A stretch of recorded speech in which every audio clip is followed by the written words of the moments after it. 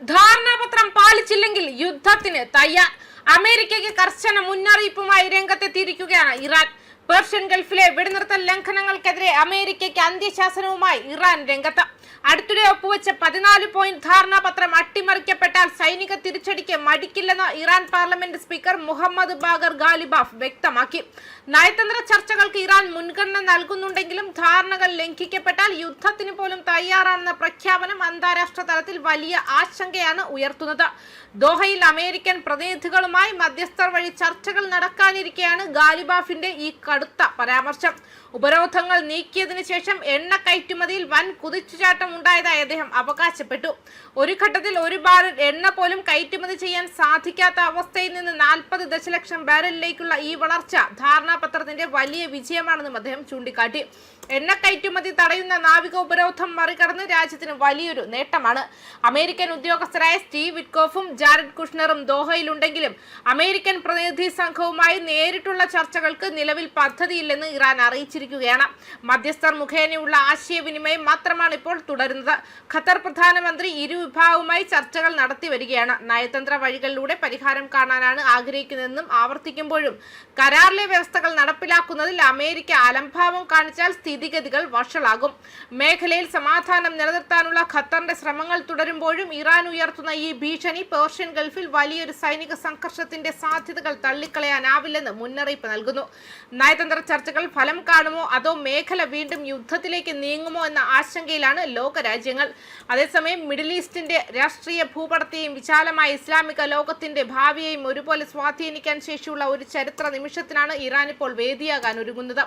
ഇസ്ലാമിക വിപ്ലവത്തിന്റെ രക്തസാക്ഷി നേതാവായി വിശേഷിപ്പിക്കപ്പെടുന്ന ആയത്തുള്ള സയ്യിദ് അലി ഖമേനിയുടെ സംസ്കാര ചടങ്ങുകൾക്കായുള്ള ഒരുക്കങ്ങൾ പുരോഗമിക്കുമ്പോൾ ലോകത്തിന്റെ വിവിധ ഭാഗങ്ങളിൽ നിന്നായി വൻതോതിലുള്ള അന്തർദേശീയ പങ്കാളിത്തമാണ് പ്രതീക്ഷിക്കപ്പെടുന്നത്.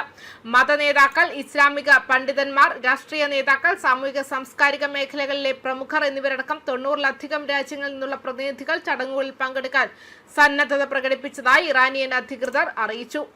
ഇറാന്റെ സുരക്ഷാകാര്യ ഡെപ്യൂട്ടി ആഭ്യന്തരമന്ത്രിയും ശവസംസ്കാര സംഘടക സമിതി സെക്രട്ടറിയുമായ അലി അക്ബർ പൗർജാൻഷിബ്ഡിയുടെ വാക്കുകൾ പ്രകാരം 30-ലധികം രാജ്യങ്ങൾ ഇതിനകം തന്നെ ഉന്നതതല പ്രതിനിധി സംഘങ്ങളെ ചടങ്ങിലേക്ക് അയക്കുന്നതിനുള്ള ഔദ്യോഗിക അഭ്യർത്ഥനകൾ സമർപ്പിച്ചിട്ടുണ്ട്. ലോകശ്രദ്ധ ആകർഷിച്ചിരിക്കുന്ന ഈ ചടങ്ങുകൾ സാധാരണ ഒരു ദേശീയ ദുഃഖാചരണ പരിപാടിയല്ലെന്നും മറിച്ച് അന്തർദേശീയ തലത്തിൽ വലിയ രാഷ്ട്രീയ മതപരമായ പ്രാധാന്യമുള്ള ഒരു സംഭവമായി മാറുകയാണെന്നും വിലയിരുത്തപ്പെടുന്നുണ്ട്. രാജ്യത്തിന്റെ സമീപകാല രാഷ്ട്രീയ സുരക്ഷാ സാഹചര്യങ്ങൾ പരിഗണിച്ചാണ് ശവസംസ്കാര ചടങ്ങുകൾ ആദ്യം നിശ്ചയിച്ചിരുന്ന തീയതിയിൽ നിന്ന് മാറ്റിവെച്ചതെന്ന് പൗർജാംഷിഡിയാൻ വ്യക്തമാക്കി. ലോകത്തിന്റെ വിവിധ ഭാഗങ്ങളിൽ നിന്നും എത്തിച്ചേരുന്ന പ്രതിനിധികൾക്കും വിശാലമായ ജനപങ്കാളിത്തത്തിനും മതിയായ സമയം അനുവദിക്കേണ്ടതുണ്ടെന്ന വിലയിരുത്തലിന്റെ അടിസ്ഥാനത്തിലാണ് ഈ തീരുമാനം കൈക്കൊണ്ടത്.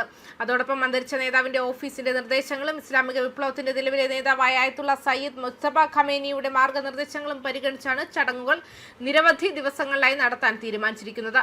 ശവസംസ്കാരവുമായി ബന്ധപ്പെട്ട എല്ലാ പരിപാടികൾക്കും കർശനമായ ഏകോപനവും സുരക്ഷാ സംവിധാനവുമാണ് ഇറാൻ ഒരുക്കിയിരിക്കുന്നത്. അതേസമയം ചടങ്ങുകൾ റിപ്പോർട്ട് ചെയ്യുന്നതിനായി 300-ലധികം വിദേശ മാധ്യമ പ്രവർത്തകർ ഇതിനകം രജിസ്റ്റർ ചെയ്തിട്ടുണ്ട്. പരിപാടിക്കിടെ ഇന്റർനെറ്റ് നിയന്ത്രണങ്ങൾ ഏർപ്പെടുത്താൻ പദ്ധതിയില്ലെന്നും പങ്കെടുക്കുന്നവരെ സഹായിക്കുന്നതിന് പ്രത്യേക ദേശീയ ഹോട്ട്ലൈൻ ആരംഭിച്ചിട്ടുണ്ടെന്നും അധികൃതർ വ്യക്തമാക്കി. ടെഹ്റാൻ മെട്രോയും മുനിസിപ്പൽ ബസ് സർവീസുകളും സൗജന്യമായി പ്രവർത്തിപ്പിക്കുമെന്നും ചടങ്ങുകളുടെ ദിവസങ്ങളിൽ മെട്രോ 24 മണിക്കൂറും സർവീസ് നടത്തുമെന്നും സർക്കാർ അറിയിച്ചു. അന്തർദേശീയ രാഷ്ട്രീയവും മതപരവുമായ പ്രാധാന്യം ഒരുപോലെ കൈവരിച്ചിരിക്കുന്ന ഈ ചടങ്ങുകൾ വരും ദിവസങ്ങളിൽ ലോകത്തിന്റെ ശ്രദ്ധാകേന്ദ്രമായി മാറുമെന്ന് ഉറപ്പാണ്. ഖമേനിയുടെ അവസാന യാത്രയ്ക്ക് സാക്ഷിയാകാൻ ലോകം മുഴുവൻ ഇറാനിലേക്ക് ഉറ്റുനോക്കുകയാണ് ഇപ്പോൾ. ന്യൂസ് ഡെസ്ക് കർമ്മ ന്യൂസ്.